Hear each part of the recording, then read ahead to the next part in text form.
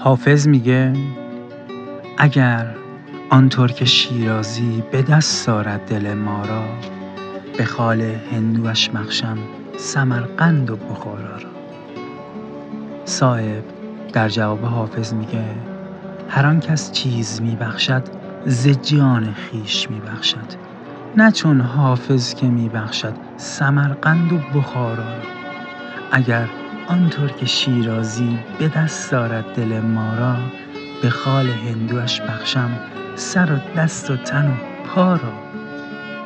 شهریار در جواب صایب میگه هر آن کس چیز میبخشد به سان مرد میبخشد، نه چون صایب که میبخشد سر و دست و تن و پا را.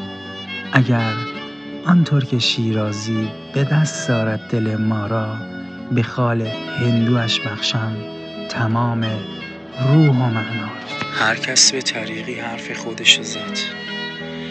اگر آرامش مغزم به دست آرد وجودم را، به لبخندش همی بخشم تمام دین و دنیا را.